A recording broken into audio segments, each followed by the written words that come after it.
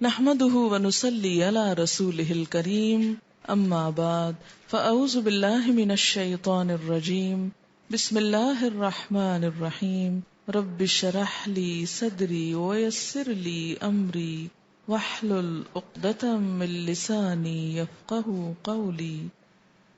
السنت والصحابہ، سنت صحابہ کرام کی نظر میں. صحابہ کرام رضوان اللہ علیہم اجمعین رسول اکرم صلی اللہ علیہ وسلم کے تمام اقوال اور افعال کی من و عن اسی طرح پیروی کرنے کی کوشش فرماتے جس طرح نبی اکرم صلی اللہ علیہ وسلم سے سنتے یا آپ کو کرتے دیکھتے. چند مثالیں. اتباع سنت کے لیے سنت کی مصلحت اور حکمت سمجھ میں آنا ضروری نہیں. ان ابی سعید الخدری قال بینما رسول اللہ صلی اللہ علیہ وسلم یصلی باصحابہ اذ خلع نعلیہ فوضعہما عن یسارہ فلما رأى ذلك القوم القوا نعالہم فلما قضى رسول اللہ صلی اللہ علیہ وسلم صلاته قال ما حملکم على القاء نعالکم قالوا رأيناك ألقيت نعليك فألقينا نعالنا فقال رسول الله صلى الله عليه وسلم إن جبريل أتاني فأخبرني أن فيهما قذرا أو قال أذن وقال إذا جاء أحدكم إلى المسجد فلينظر فإن رأى في نعليه قذرا أو أذن فَلْيَمْسَحْهُ وَلْيُصَلِّ فِيهِمَا رواہ ابو داؤد. حضرت ابو سعید خدری سے روایت ہے کہ ایک دفعہ رسول اللہ صلی اللہ علیہ وسلم صحابہ کرام کو نماز پڑھا رہے تھے کہ دوران نماز آپ نے جوتے اتار کر بائیں جانب رکھ دیے. جب صحابہ نے آپ کو دیکھا تو انہوں نے بھی اپنے جوتے اتار دیے. رسول اکرم صلی اللہ علیہ وسلم نے نماز ختم کی تو دریافت فرمایا تم لوگوں نے اپنے جوتے کیوں اتار دیے؟ صحابہ کرام نے عرض کیا ہم نے چونکہ آپ کو جوتے اتارتے دیکھا لہٰذا ہم نے بھی اپنے جوتے اتار دیے. رسول اللہ صلی اللہ علیہ وسلم نے فرمایا مجھے تو جبریل علیہ السلام نے آ کر بتایا تھا کہ میرے جوتوں میں غلاظت ہے یا کہا کہ تکلیف دہ چیز ہے لہٰذا میں نے اتار دیے. پھر آپ صلی اللہ علیہ وسلم نے صحابہ کو نصیحت فرمائی جب مسجد میں نماز پڑھنے آؤ تو پہلے اپنے جوتوں کو اچھی طرح دیکھ لیا کرو، اگر ان میں غلاظت لگی ہو تو اسے صاف کر لو پھر ان میں نماز پڑھو. اسے ابو داؤد نے روایت کیا ہے. تو اس سے کیا پتہ چلتا ہے کہ جوتا اگر صاف ہو تو بوقت ضرورت اس میں نماز پڑھی جا سکتی ہے. مسجد میں جوتا آج کے دور میں ہم اس کا تصور نہیں کر سکتے، لیکن جیسا کہ آپ جانتے ہیں کہ اس دور میں مسجد نبوی میں نہ صفیں تھیں، نہ کارپٹس تھے، نہ دریاں تھیں اور نہ ہی کوئی چٹائیاں تھیں.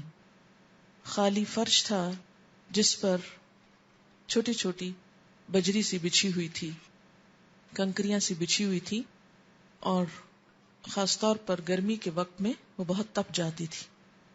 تو اس لیے لوگ اس میں بھی جوتوں سمیت نماز پڑھا کرتے تھے اور بعض اوقات کیچڑ ہوتا تھا جب بارش ہو جاتی. تو اس سے آپ اندازہ لگائیں کہ اگر جذبے ہوں، ایمان ہو تو جگہوں سے کوئی فرق نہیں پڑتا، انسان بہترین سے بہترین کام بھی کر جاتا ہے. اور جب ایمان کمزور ہو جاتا ہے تو ہر چیز ہی کمزور پڑ جاتی. بہرحال آپ صلی اللہ علیہ وسلم نے نماز کی حالت میں جوتے اتارے تھے اور صحابہ کرام نے جیسے دیکھا، مثلا آپ چونکہ لیڈ کر رہے تھے پریئر کو، تو جب آپ نے اتارے تو پہلی صف نے اتارے تو پچھلی نے اس کو دیکھ کے اس کے بعد اس کو دیکھ کر اور یہ سوچ کر کہ اگر اگلے لوگ کوئی کام کر رہے ہیں تو وہ اسی لیے کر رہے ہیں کہ آگے ہوا ہے، کیونکہ ہر صف دوسرے کو دیکھ کر اپنا ایک طرح سے امام کو فالو کرتی. ڈائریکٹ تو پچھلی صف امام کو نہیں دیکھ سکتی، اور خصوصاً اگر کوئی جوتے اتارنے کا کام ہو رہا ہو تو نیچے پاؤں کے پاس ہوگا تو مشکل ہے. تو اس سے آپ اندازہ لگا سکتے ہیں کہ انہوں نے نماز کی حالت میں ایسا کیا تو نہ حکمت جاننے کا وقت تھا اور نہ ہی کوئی آرگیومنٹ کا اور نہ ہی اس بات سے کوئی غرض کہ بیچ نماز کے ایسا کیوں ہو رہا ہے. انہیں تو غرض صرف اس سے تھی کہ نبی صلی اللہ علیہ وسلم نے ایک کام کیا تو ہمیں بھی کر لینا ہے. لیکن ہم لوگوں کا حال کیا ہے کہ دین کے معاملے میں ہر بات پہ جب تک مطمئن نہ ہو آگے نہیں بڑھتے، اور بلکہ مطمئن ہو بھی جائیں تو کوئی تعویل کر کے ٹال دیتے ہیں۔ حیرت کی بات ہے کہ اس کے باوجود حب رسول کے دعوے بہت کرتے ہیں۔ ان ابی رافع قال استخلف مروان ابا ہریرۃ علی المدینۃ وخرج الى مکہ فصلى لنا ابو ہریرۃ الجمعۃ فقرأ بعد سورۃ الجمعۃ فی الرکعۃ الآخرۃ اذا جاءک المنافقون قال فأدركت ابا ہریرۃ حين انصرف فقلت له انك قرأت بسورتين كان علي بن ابي طالب يقرأ بهما بالكوفة فقال ابو ہریرۃ انی سمعت رسول اللہ صلی اللہ علیہ وسلم يقرأ بهما یوم الجمعۃ رواہ مسلم۔ حضرت ابو رافع رضی اللہ تعالی عنہ فرماتے ہیں کہ مروان نے حضرت ابو ہریرہ کو مدینہ کا قائم مقام گورنر بنایا اور خود کسی کام سے مکہ چلے گئے۔ اسی دوران حضرت ابو ہریرہ نے جمعہ کی نماز پڑھائی، پہلی رکعت میں سورۃ جمعہ اور دوسری رکعت میں سورۃ منافقون تلاوت کی۔ حضرت ابو رافع کہتے ہیں کہ میں نماز کے بعد حضرت ابو ہریرہ سے ملا اور عرض کیا آپ نے وہی صورتیں تلاوت فرمائیں جو حضرت علی رضی اللہ تعالی عنہ اپنے عہد خلافت میں کوفہ میں پڑھا کرتے تھے۔ حضرت ابو ہریرہ رضی اللہ تعالی عنہ نے فرمایا میں نے رسول اللہ صلی اللہ علیہ وسلم کو یہ دونوں صورتیں نماز جمعہ میں پڑھتے سنا ہے، اسی لیے میں نے پڑھی ہیں۔ ادھر حضرت علی رضی اللہ تعالی عنہ کیوں پڑھ رہے تھے؟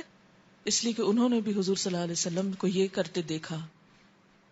عن نافع قال سمع ابن عمر مزمارا قال فوضع اصبعيه على اذنيه ونأى عن الطريق وقال لي يا نافع هل تسمع شيئا؟ قال فقلت لا، قال فرفع اصبعيه من اذنيه وقال كنت مع النبي صلى الله عليه وسلم فسمع مثل هذا فصنع مثل ذلك، قال نافع فكنت اذ ذاك صغيرا، رواہ ابو داود صحیح۔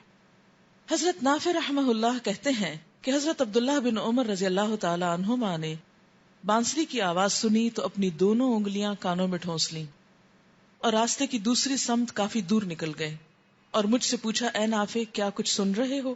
میں نے عرض کیا نہیں۔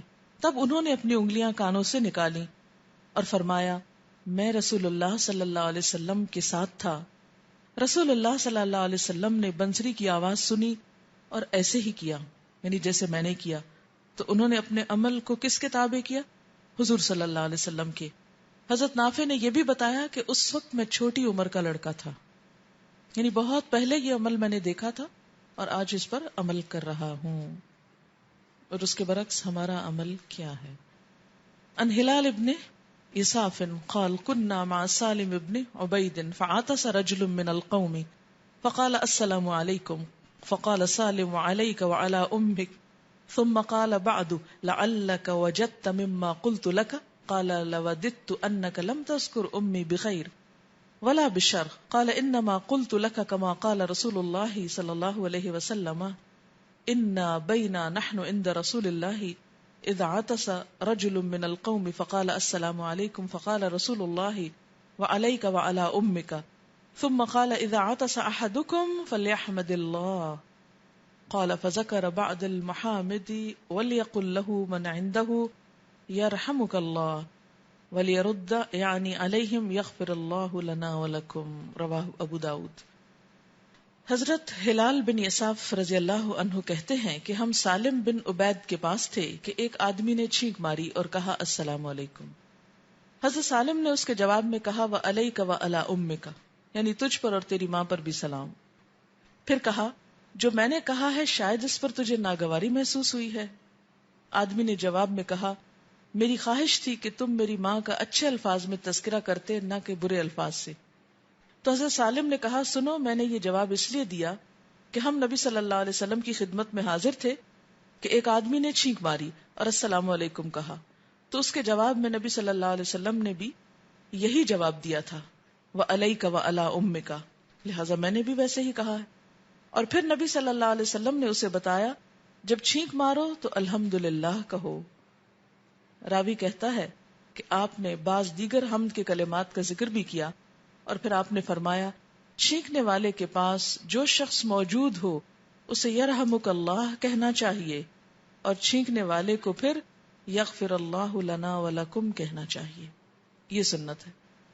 تو اس سے کیا پتہ چلتا ہے کہ بعض اوقات آپ کی تعلیم دینے کا طریقہ کیا تھا کہ دوسرے کو جھنجھوڑ ڈالتے تھے. یعنی ایک شخص نے آپ کی مجلس میں کیا کیا, چھینک مارنے کے بعد السلام علیکم کہا, تو آپ نے اس کو نارمل طریقے سے جواب نہیں دیا, بلکہ کیا کہا, وعلیک وعلی امک. اور ایسا کہنا, یعنی ایسے موقع پر ماں کا ذکر کرنا کیا معنی رکھتا تھا کہ جس نے تیری تربیت کی ہے اور تجھے یہ بھی نہیں سکھایا. تو ہوتا ہی ہے نا کہ جب انسان کو غلطی کرتا ہے تو فوراً ماں پکڑی جاتی ہے. لیکن آپ نے بہت آسان الفاظ میں, سلام کا ایک طرح سے جواب بھی ہے اور ایک تعلیم بھی ہے اور ایک گہرے معنی بھی رکھتا ہے, اور پھر آپ نے اصل طریقہ سکھایا کہ چھینک کے بعد کیا ہو, الحمدللہ کہنا چاہیے. اب آپ دیکھیے کہ السلام علیکم کا کیا معنی ہے, تم پر سلام ہو, اور الحمدللہ کا معنی ہے سب شکر اللہ کے لیے. اب دیکھیے کہ دین میں کتنی سینس ہے. آپ کو معلوم ہے نا کہ جب انسان چھینکتا ہے تو اس وقت کیا ہوتا ہے, چند سیکنڈز کے لیے اس کا ہارٹ جو ہے وہ کام کرنا بند کر دے, ایک طرح سے رک جاتا ہے, اور جب وہ چھینک چکتا ہے تو دوبارہ شروع ہوتا ہے. تو اس موقع پہ کیا کہنا چاہیے, الحمدللہ, اللہ کا شکر ہے جس نے دوبارہ ایک طرح سے زندگی دی. اور اگر اس موقع پر آپ منع نہ کرتے اور توجہ نہ دلاتے اور سلام کو باقی رہنے دیتے, تو آپ دیکھیے کہ آج جب یہ بات پروو ہوئی اور الحمدللہ کا ایک سینس بنتا ہے. حالانکہ السلام علیکم میں بھی ایک لاجک ہے کہ تھوڑی دیر کے لیے میں تم سے غائب ہو گیا اور پھر اب میں تم کو سلام کر رہا ہوں, لیکن یہ سینس اس طرح نہیں جس طرح الحمدللہ میں ہے. تو چھوٹے چھوٹے آداب میں بھی, چھوٹی چھوٹی دعاؤں میں بھی اگر وہ طریقہ اختیار کر لیا جائے جو حضور صلی اللہ علیہ وسلم کا ہے, تو چھینکنا بھی ایک عبادت ہے. یعنی اس موقع پر بھی انسان کے نیکیوں میں ہی اضافہ ہوتا ہے. تو ہر حال پھر ایک عبادت ہو جاتا ہے جب زندگی اس طریقے کے مطابق ہو جو اللہ کے رسول صلی اللہ علیہ وسلم نے سکھائی ہے. اور پھر ساتھ یہ بھی بتا دیا گیا کہ کہنے والا الحمدللہ کہے اور جواب دینے والا یرحمک اللہ کہے, اور پھر جب اس کے جواب میں دعا دی جائے تو کیا, یغفر اللہ لنا ولکم. یعنی یہاں تک کی سنتوں میں من گھڑت طریقے ایجاد نہیں کرنے چاہیے, لیکن ہم نے تو السلام علیکم اور وہ سب بھی چھوڑ کر کیا شروع کر دیا. کیا کہتے ہیں چھینکنے کے بعد, ایکسکیوز می. اس کا مطلب کیا ہے, مطلب کیا بنتا ہے اس موقع پہ ایکسکیوز می کہنے کا, مجھے معاف کر دیجئے کہ میں نے آپ کی تکلیف کا سبب بنا. یہی ہو سکتا ہے نا زیادہ سے زیادہ. لیکن اس میں اور الحمدللہ میں فرق کیا ہے؟ ایکسکیوز می کہنا ایک شیلو چیز ہے, ٹھیک ہے, ایک ادب ہے, ایٹیکیٹ ہے, لیکن وہ معنی نہیں رکھتا جو الحمدللہ میں ہے.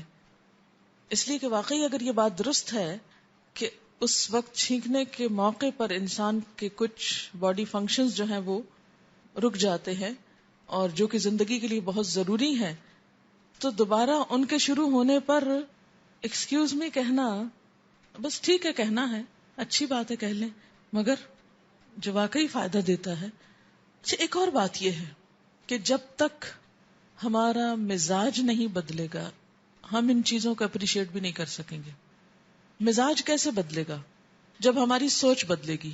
سوچ کی تبدیلی کیا ہے کہ دنیا نیچے آ جائے اور آخرت اوپر آ جائے, دنیا نمبر 2 ہو جائے اور آخرت نمبر 1 ہو جائے.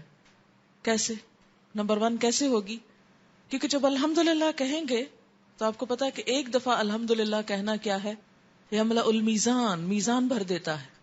اس وقت ایک نئی زندگی کا ملنا اللہ کی نعمت ہے, شکر ہے کہ ہر چیز پھر اپنا کام کرنے لگی, اور اللہ تعالیٰ کی رضا حاصل ہوتی ہے, سنت کی پیروی ہوتی. بیک وقت کتنے نیک کام ہو گئے, اللہ کا ذکر ہوا, شکر ہوا, شکر کے کلمات. شکر کرنے والوں کو اللہ تعالیٰ کا وعدہ کیا ہے, اور دوں گا اور نعمتیں دوں گا. الحمدللہ کہنا اتنی بھاری نیکی کی میزان بھر دیتا ہے. یہ موقع بھی عبادت کا موقع بن گیا. اور اس کے علاوہ اور کیا ہوا, آخرت میں یہ ساری چیزیں فائدہ مند ہوئیں. اس کے برعکس جب تک دنیا ہماری پرائرٹی ہے تو ہمیں مزہ کس میں آئے گا, ایکسکیوز می میں. ہم اس کو پریفر کریں گے اور اس پہ فخر کریں گے اور اس کو بہت کانفیڈنٹلی کہیں گے, اور الحمدللہ کہنے میں ہم کو شرم آتی رہے گی. کہیں گے بھی تو دل میں آہستہ سے کہ کسی نے سن لیا تو کہیں دیکھا ملانی ہو گئی. اب چھینک پہ بھی الحمدللہ کہا جا رہا ہے. تو آپ دیکھیں کہ ہمیں کب تک شرم آتی رہے گی لوگوں سے, جب تک دنیا ہماری پرائرٹی رہے گی. جب آخرت ہو جائے گی اور آخرت کے معاملے میں تھوڑے سے ہم سمجھدار ہو جائیں گے، آخرت کے فائدے ڈھونڈنے لگیں گے، تو ہمیں کہیں بھی شرم نہیں آئے گی. ہم لوگوں کی خاطر اپنا نقصان کریں، اپنی آخرت برباد کریں؟ نہیں، ہمیں تو ایک ایک منٹ سے فائدہ اٹھانا ہے. دنیا کے لیے کام کرنے والے ایک ایک منٹ کو قیمتی سمجھتے ہیں. آپ کو پتا ہے کہ ٹیلی ویژن پر چند سیکنڈز کا اشتہار کتنے پیسے یہ جو پرائم ٹائم پہ ایڈ آتی ہے اس میں 10 سیکنڈ 15 سیکنڈ کے لیے تھاؤزینڈز میں آتا ہے اشتہار. تو اتنا قیمتی ہے، 10 سیکنڈز اتنے قیمتی ہیں اس اسکرین پر. ہم ہر وقت کتنے سیکنڈز گنواتے رہتے ہیں اور کتنے ہی نیکی کے موقع گنواتے رہتے ہیں. حدیث پاک میں آتا ہے لا تحتقرن من المعروف شیئا، نیکی کے کسی بھی کام کو حقیر مت سمجھو، چھوٹا نہ سمجھو. چھوٹی سی نیکی بھی چھوٹی نہیں، قیامت کے دن تو ذرے کے برابر بھی. من یعمل مثقال ذرۃ خیرا یرہ، ذرہ بھی نیکی کا کوئی کرے گا تو اس کو بھی دیکھے گا وہاں جا کر. کہاں یہ کہ ہم بے شمار دفعہ ایسی ہی نیکی کے موقع کو گنوا دیں؟ ہرگز نہیں. اور آپ دیکھیے کہ اگر ہم سارے لوگوں کی نگاہ میں بھی پسندیدہ ہو جائیں نا، کچھ کہہ کے، کوئی دنیا والوں کے ایٹیکیٹس اختیار کر کے، تو پھر کمپیئر کریں کہ اس وقت اللہ کا مطالبہ مجھ سے کیا تھا، اللہ تعالیٰ کیا چاہتے ہیں اور یہ کیا چاہتے ہیں.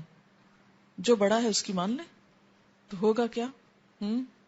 جس کے لیے جو بڑا ہوگا وہ اسی کو خوش کرے گا. لکھ لیجئے اس جملے کو، میرے لیے جو بڑا ہوگا میں اسی کو خوش کروں گی. اگر لوگ بڑے ہیں تو لوگوں کو خوش کرنے کے کام کروں گی اللہ کے مقابلے پر، اور اگر اللہ بڑا ہے تو اس کو خوش کرنے کے کام کروں گی لوگوں کے مقابلے پر. یہ لوگوں کے مقابلے پر لفظ میں نے اس لیے بولا ہے تاکہ الگ الگ تو دونوں ہی جائز ہیں، لوگوں کو بھی خوش کرنا چاہیے، اللہ کو بھی خوش کرنا چاہیے، لیکن جب دونوں آمنے سامنے آ جائیں، ایک طرف اللہ کی ذات اور ایک طرف لوگ، تو پھر کس کو خوش کرنا ہے؟ پھر اللہ کو خوش کرنا ہے. اچھا، بخاری کی ایک اور روایت میں چھینک کے بارے میں آتا ہے ان اللہ یحب العطاس ویکرہ التصاؤب فاذا عطس فحمد اللہ فحق علی کل مسلم سمعہ ان یشمتہ واما التصاؤب فانما هو من الشیطان فلیردہ ما استطاع فاذا قال ہا ضحک منہ الشیطان. حضرت ابو ہریرہ سے روایت ہے کہ اللہ تعالی چھینکنے کو پسند کرتے ہیں لیکن جمائی لینے کو، یون کرنے کو ناپسند کرتے ہیں. یعنی اگر کسی کو چھینک آئے تو اللہ تعالیٰ کو برا نہیں لگتا. اور اس میں شاید ایک بات یہ بھی ہے کہ انسان کے بس میں نہیں ہوتا نا چھینکنا. یعنی خود آپ اگر اس وقت چاہیں کہ چھینکیں تو آپ چھینک نہیں سکتے، اور چھینک آ رہی ہو تو بعض اوقات روک نہیں سکتے. ٹھیک، اب آپ دیکھیے کہ جمائی اس کو آپ کنٹرول کر سکتے ہیں، اگرچہ وہ بھی غالب آتی ہے انسان پر، اور اگر کنٹرول نہ بھی کر سکے تو ایٹ لیسٹ ہاتھ رکھ کے اپنے آپ کو روک سکتے ہیں، اور روکنا چاہیے. فرمایا کہ ہر مسلمان پر حق ہے کہ جب انسان چھینک آئے اس کو تو اللہ کی حمد کرے، اور جو سنے اس کا جواب دے.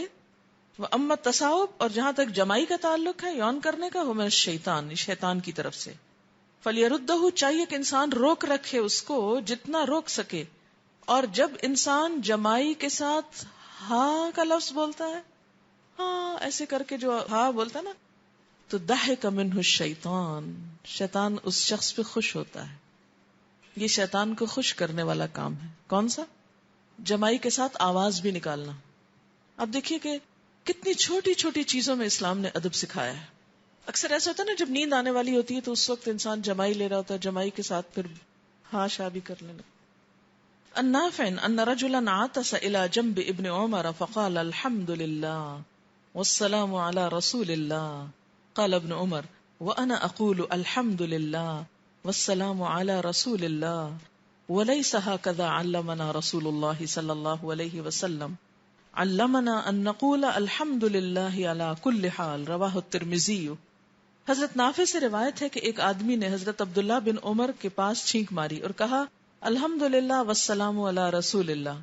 حضرت عبداللہ بن عمر نے فرمایا الحمدللہ والسلام علی رسول اللہ تو میں بھی کہتا ہوں، یعنی اس کے کہنے میں کوئی گناہ کی بات نہیں، لیکن رسول اللہ صلی اللہ علیہ وسلم نے ہمیں یوں سکھایا ہے، یعنی چھینکنے کے بعد، کہ ہم الحمدللہ علی کل حال کہیں. لہذا جو سنت کا طریقہ وہی کرو. یعنی اگر ویسے کوئی شخص یہ کہتا ہے خطبے میں الحمدللہ والسلام علی رسول اللہ تو کوئی حرج نہیں کہ موقع ہے کہنے کا، لیکن چھینکنے کے بعد یہ موقع نہیں، اس وقت صرف الحمدللہ کہنا ہی کافی ہے. یعنی اپنے پاس سے دین میں اضافے بھی نہیں کرنے چاہیے، کیونکہ اس طرح دین کی اصل شکل مسخ ہو جائے گی اور دین بوجھل ہو جائے گا. جیسے ایک بچی نے ایک چھوٹا سا نوٹ مجھے دیا، وہ کہتی ہیں کہ میں کل گھر میں گئی اور میری والدہ نے مجھے کہا کہ آپ کو درود تنجینہ پڑھنا ہے. میں نے ان کو سمجھانے کی کوشش کی لیکن وہ جب نہیں سمجھی تو میں نے ان کے ساتھ پڑھنا شروع کیا. کہتی کہ میں I spent 4 hours from 6 p.m. to 10 p.m. reading this 1000 times درود. نتیجہ کیا نکلا کہ میں اپنے اسکول کا بیگ بھی نہ کھول سکی اور کوئی پڑھائی نہ کر سکی، اور آخر میں مجھے فلو بھی ہو گیا، اور اس صبح تک میری حالت خراب تھی کہ میں کوئی اور مفید کام نہیں کر سکی. تو مجھے بتائیں کہ میں کس طرح ریسپیکٹ فلی اپنی والدہ کو ایکسپلین کروں، کیونکہ وہ بہت زیادہ اس پر یقین رکھتی. ہمارے یہ ایک گھر کا معاملہ نہیں ہے، یہ اکثر گھروں کا حال ہے کہ جب کوئی مشکل پیش آتی ہے تو ہم اصل کام کرنے کی بجائے ایسے کام کرتے ہیں کہ جس سے ہمارے فرائض بھی چلے جائیں. بدعت کی ایک ڈیفینیشن ہے اور وہ ہے البدعۃ تمیت السنہ. بدعت سنت کی موت ہے. کیوں؟ اس لیے کہ اس کو ریپلیس کر دیتی ہے نا، سنت کو ہٹا کے ایک نئی چیز. بدعت کیا ہوتی ہے؟ دین میں نئی چیزوں کا داخل کرنا. جب ہم دین میں نئی چیزیں داخل کرتے ہیں تو کیا ہوتا ہے؟ اصل چیز گم ہو جاتی. مثلا یہ پانی کا گلاس ہے اور صاف ستھرا پانی، اگر میں اس میں میلا پانی ڈالنا شروع کر دوں تو کیا ہوگا؟ اصل کہاں جائے گا؟ پلوٹ ہو جائے گا. یا ڈالتی چلی جاؤں تو کیا ہوگا؟ وہ سارا گرتا نکلتا چلا جائے گا. ایک وقت آئے گا کہ اصل کا کہیں نام نہیں رہے گا اور سارے کا سارا میلا پانی ہو جائے گا اس میں.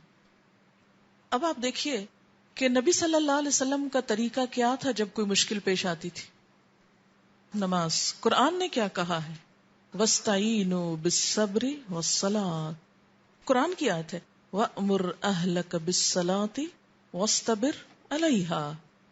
اپنے گھر والوں کو نماز کا حکم دو اور خود بھی اس پہ جمے رہو. یعنی نہ صرف یہ کہ آپ خود پڑھتے تھے بلکہ حدیث میں آتا ہے کہ جب کوئی مشکل وقت آتا تو آپ اپنے گھر والوں کو بھی نماز پڑھنے کے لیے کہتے. اور اس کا مسنون طریقہ کیا ہے؟ کیا بولتے ہیں اس کو؟ صلاۃ حاجت. کتنی دیر لیتی ہے صلاۃ حاجت؟ Maximum 10 minutes. 5 منٹ میں آپ یکسوئی سے نماز پڑھ لیں اور 5 منٹ میں وہ دعا. اور بس صرف یہ کہ کنسنٹریشن شرط ہے اس نماز کے لیے، سب کے لیے شرط ہے لیکن اس میں خاص طور پہ قبولیت کے لیے. ایک دفعہ پڑھیں، نہیں تسلی تھوڑی دیر بعد پھر پڑھ لیں، گھنٹے گھنٹے بعد پڑھنی شروع کر دیں اگر بہت ہی پریشانی کا عالم. لیکن نبی صلی اللہ علیہ وسلم نے کبھی بھی اپنے آپ کو اور صحابہ کو ایسی کوئی بات نہ سکھائی ہے، نہ ستایا ہے، نہ پریشان کیا ہے کہ آؤ 1000 دفعہ پڑھو یہ یا 2000 دفعہ پڑھو. کوئی ذکر 100 سے اوپر نہیں جاتا، کوئی ذکر 100 سے اوپر نہیں جاتا. جب ہم کوئی بھی چیز اپنے پاس سے کرنے لگتے ہیں تو کیا ہوتا ہے؟ ایکسٹریم پہ چلے جاتے ہیں اور وہ پھر اصل چیزیں حتیٰ کہ فرائض بھی چھوٹتے ہیں. فرض نماز بھی آپ تیز تیز پڑھیں گے کہ ذرا جلدی ہو جائے تو کہ میرا یہ وظیفہ رہتا ہے ابھی، کیوں اپنے آپ کو مشقت میں ڈالتے ہیں؟ اللہ تعالیٰ تو فرماتے ہیں ما انزلنا علیک القرآن لتشقی. تو اسی طرح لوگوں سے جھگڑے نہیں اور نہ فتوے دیں خدا کے لیے کہ جہاں کوئی یہ کر رہا ہو آپ ان کے پیچھے پڑ جائیں اور آپ ان کی چیزیں سمیٹنے لگیں اور ان سے بدتمیزی کریں اور لڑیں جھگڑے نہیں. لیکن حل کیا ہے؟ اندھیرا کیسے جاتا ہے مجھے بتائیے. اندھیرا کتنا بڑا ہوتا ہے؟ مثلا اس کمرے میں اگر لائٹ نہ ہو تو کیا ہوگا؟ پورا اندھیرا. اور اگر آپ صرف ایک بٹن جلا دیں تو کم از کم اتنی روشنی ہو جائے گی کہ سب ایک دوسرے کو دیکھ سکیں گے. اچھا 2 جلا دیں تو اور زیادہ، 3 جلا دیں تو اور زیادہ. جتنی زیادہ جلاتے جائیں گے اتنی روشنی بڑھتی جائے گی.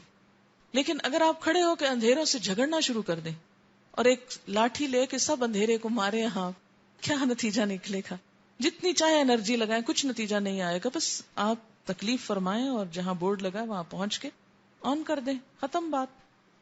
اسی طرح جہاں لوگوں کو آپ دیکھیں کہ اور ادھر ادھر کے کام کر رہے ہیں فالتو قسم کے جو ان پہ بوجھ ہیں اور ان کے لیے مشقت کا سبب ہیں اور ان کے فرائض میں غفلت کا سبب ہیں، تو کیا کریں؟ ایک لائٹ جلا دیں، ایک اچھی چیز سنا دیں، کسی اور موقع پہ اور اچھی چیز سنا دیں. اور آہستہ آہستہ جب وہ اچھی چیزوں کے عادی ہو جائیں گے تو اس طرح کے بوجھ خود ہی ہٹ جائیں گے. آپ دیکھیے کہ نبی صلی اللہ علیہ وسلم کے آنے کا مقصد کیا تھا؟ سورۃ الاعراف جس میں آتا ہے کہ وَيَدَعُ عَنْهُمْ إِسْرَهُمْ. کیا معنی ہے یَدَعُ عَنْهُمْ إِسْرَهُمْ؟ کہ آپ کیا کرتے ہیں؟ بوجھ ہٹاتے ہیں لوگوں سے. وَالْأَغْلَالَ الَّتِي كَانَتْ عَلَيْهِمْ. اور وہ توق کیا ہوتے ہیں؟ اپنے کو رسیاں جو باندھی ہوئی ہیں، جو جکڑا ہوا ہے رسم و رواج میں، مختلف چیزوں میں، ان کو کاٹتے ہیں، ہٹا دیتے ہیں. کھلے ہو جاؤ، دین کو آسان کرو، جو کر سکتے ہو وہ کرو، ناروا بوجھ مت ڈالو. لیکن مشکل یہ ہے کہ اصل دین تو کتابوں کی گرد میں پڑا ہے، وہ نہ ہم کھولتے ہیں، نہ پڑھتے ہیں، نہ جانتے ہیں، نہ کرتے ہیں. اور جو نہیں کرنا چاہیے وہ عام ہو گیا ہے. اس کا حل لڑائی جھگڑا نہیں ہے، کسی کو حقیر سمجھنا نہیں، کسی کو برا کہنا نہیں ہے، کسی سے نفرت کرنا نہیں ہے. خلوص کے ساتھ ایک اچھی بات بتا دے، عام کر دے. اللہ نے چاہا تو خود ہی دلوں میں اتر جائے گی. اور اگر اس کے ہاں کسی کی ہدایت نہیں لکھی ہوئی نا، تو یاد رکھیے ہم سب مل کر بھی کسی کو سمجھانا چاہے بات تو وہ نہیں سمجھ سکتا. صرف اللہ ہدایت دیتا ہے جس کو بھی دیتا ہے، اس لیے سب کو اسی سے مانگنا چاہیے. ایک کسی بھی اچھی بات کو پھیلانے کا فائدہ کیا ہوتا ہے؟ رات مجھے ایک فون آیا اسلام آباد سے، تو کہنے لگی کہ میرے ایک بہت ینگ نیفیو کی ڈیتھ ہو گئی ہے سری لنکا میں ایک ایکسیڈنٹ میں. تو ہم نے آپ کے یہ جو دعاؤں کے کارڈز ہیں انگلش ٹرانسلیشن کے ساتھ، یہ جو قرآنی دعائیں آئی ہیں، یہ ہم نے کافی وہاں پر فوری طور پر بھجوائے، کیونکہ بہت زیادہ لوگ جمع ہوتے ہیں تو سب کو کچھ نہ کچھ دیا جائے. تو کہتی ہیں کہ اس میں بہت سے نان مسلمز بھی تھے اور انہیں یہ دعائیں اتنی پسند آئی ہیں اور انہوں نے بہت خوشی سے لی اور یہ کہا کہ ہم ان کو پڑھیں گے، کیونکہ دعا تو دعا ہے نا، اور دعاؤں کے الفاظ بھی بہت اچھے ہیں. جو قرآن کی بھی دعائیں، قرآنی دعائیں ہیں، آپ کبھی غور کیجئے تو بہت عمدہ ہیں. تو وہ کہنے لگی کہ میں آپ کو خاص طور پہ مبارکباد دینے لگی کہ آپ نے بہت اچھا کام کیا ہے، اور اس کا فائدہ صرف مسلمانوں کو نہیں، نان مسلمز کو بھی ہوگا. بس ایک کام کیجئے کہ جہاں آپ نے ریفرنس دیے ہیں صرف عربی میں دیے ہیں، ان کو انگلش میں بھی ریفرنس دے دیں، تاکہ وہ پھر اس بہانے قرآن تک جائیں. یعنی یہ ایک رستہ کھل جائے گا کہ وہ اس دعا کی اوریجنل وہاں جا کے دیکھیں گے، جب دیکھیں گے تو آگے پیچھے کچھ اور بھی پڑھ لیں گے. کہ کہتے ہیں کہ یہ بھی انہوں نے ہی ہم سے کہا کہ یہ ریفرنس جو ہے اگر انگریزی میں ہوتا تو ہمیں زیادہ ہی فائدہ ہوتا. تو کوئی ایک اچھی بات، اب ہم نے تو اس نیت سے نہیں بنائے تھے کہ وہ وہاں چلے جائیں اور وہاں کوئی پڑھ لے، لیکن جب ایک اچھی بات کوئی کرتا ہے تو پتہ نہیں چلتا کہ وہ کہاں سے کہاں پہنچ جاتی.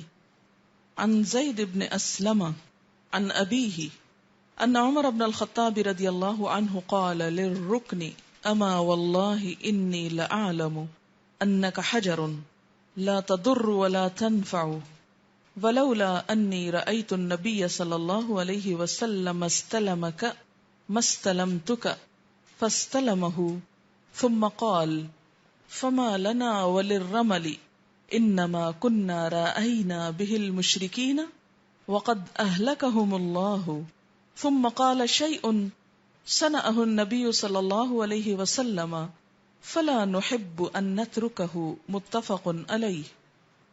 حضرت زید بن اسلم اپنے باپ سے روایت کرتے ہیں کہ حضرت عمر بن خطاب نے حجر اسود کو مخاطب کر کے کہا، واللہ یعنی اللہ کی قسم، میں جانتا ہوں تو ایک پتھر ہے، نہ نقصان پہنچا سکتا ہے نہ نفع دے سکتا ہے. اگر میں نے نبی اکرم صلی اللہ علیہ وسلم کو استلام یعنی حجر اسود کو ہاتھ لگا کر بوسہ دینا کرتے نہ دیکھا ہوتا. استلام کیا کہتے ہیں؟ حجر اسود کو ہاتھ لگا کے بوسہ دیں. ایک ہوتا ہے خود چومنا اور ایک ہوتا ہے ہاتھ سے ٹچ کرنا، جیسے دور سے گزر رہے ہیں خود نہیں پہنچ سکتے ہاتھ لگا، یعنی اشارہ ایک طرح سے کر کے گزر جانا طواف کی ابتدا میں. تو تجھے کبھی نہ چومتا. پھر فرمایا اب ہمیں رمل کرنے کی کیا ضرورت ہے. رمل تیز دوڑنے کو کہتے ہیں، طواف کے دوران تیز تیز چلنے کو. رمل تو مشرکوں کو دکھانے کے لیے تھا. اس کا کچھ قصہ معلوم ہے کہ مشرکوں کو کیا دکھانے کے لیے تھا؟ جیسے کہ آپ جانتے ہیں کہ صحابہ کرام نے جب ہجرت کی اور مدینہ چلے گئے تو 5-6 سال تک ان کے لیے واپس آنے کے کوئی چانسز نہ تھے. پھر اس سال عمرے کے لیے آئے جب اللہ تعالیٰ نے حضور صلی اللہ علیہ وسلم کو خواب میں دکھایا، لیکن عمرہ نہ کر سکے. صلح حدیبیہ ہوئی اور عمرے کے بغیر واپس لوٹ گئے. پھر اگلے سال میں صحابہ کرام اور حضور صلی اللہ علیہ وسلم نے آ کر عمرہ کیا. جب عمرہ کیا تو مشرکین مکہ جو ان کے دشمن تھے اس وقت ان کو دیکھ رہے تھے طواف کرتے ہوئے اور یہ کہہ رہے تھے مسلمانوں کو مدینہ کی آب و ہوا راس نہیں آئی اور یہ کمزور ہو گئے ہیں وہاں جا کر. یہ بھی ایک ستانے کا انداز تھا تاکہ یہ پچھتائیں کہ ہم یہاں سے کیوں گئے. بہرحال اس پر آپ صلی اللہ علیہ وسلم نے کیا فرمایا کہ تم طواف میں تیز چلو تاکہ ان کو احساس ہو کہ ہم کمزور نہیں پڑے اور مدینہ کی آب و ہوا نے ہم کو نقصان نہیں پہنچایا. رمل تو مشرکوں کو دکھانے کے لیے تھا، اب اللہ نے انہیں ہلاک کر دیا ہے. پھر خود ہی فرمایا لیکن رمل تو وہ چیز ہے جو رسول اللہ صلی اللہ علیہ وسلم کی سنت ہے اور سنت چھوڑنا ہمیں پسند نہیں. یعنی اگرچہ ان کو دکھانے کے لیے تھا لیکن ہم اسے کرتے رہیں گے کیونکہ آپ نے پھر اس کے کرنے سے روکا نہیں، منع نہیں کیا، ایک سنت جاری کر دی. اور یہ بھی ہو سکتا ہے کہ اگر اس دور میں مشرکین کو دکھانے کے لیے تھا تو آج بھی اس کا اپنا ایک فائدہ ہو. اور طواف کا سین بھی ایک بہت خوبصورت سین ہوتا ہے. اسی طرح سعی کرتے وقت اور خاص طور پر سعی میں جب وہ گرین نشان کے درمیان مرد حضرات دوڑتے ہیں تو وہ بھی حضرت ہاجرہ کی یاد دلاتا ہے کہ اللہ کی ایک بندی کا عمل اللہ تعالیٰ کو کتنا پسند آیا کہ رہتی دنیا تک کے لیے مردوں کو بھی اس عورت کی پیروی کا حکم دیا گیا. یہ ایک طرح سے انہی کی پیروی اور انہی کی یاد میں ہے، انہی کی سنت کو زندہ کرنا ہے. تو اللہ کے ہاں کوئی کوشش خواہ کسی مرد کی ہو یا عورت کی، اگر وہ خلوص کے ساتھ، محبت کے ساتھ، دل کے سچے جذبات کے ساتھ ہو تو اللہ تعالیٰ اس کی قدردانی فرماتے ہیں. جیسا کہ سورت آل عمران میں آتا ہے کہ انی لا اضیع عمل عامل منکم من ذکر او انثی بعضکم من بعض، میں کسی کا بھی عمل ضائع کرنے والا نہیں ہوں، خواہ کوئی مرد ہو یا عورت ہو، تم میں سے بعض سے ہو. یعنی اسلام کی بنیاد پر کوئی ڈسکریمنیشن نہیں. ایمان میں جو آگے ہے درجہ اس کا آگے ہے. کسی کا درجہ اس لیے بڑا نہیں ہو سکتا کہ وہ مرد ہے تو اس کو نیکی زیادہ ملے گی اور عورت کو کم. ہر ایک کے عمل کے طریقے اور پھر نیت اور خلوص پر مبنی ہے.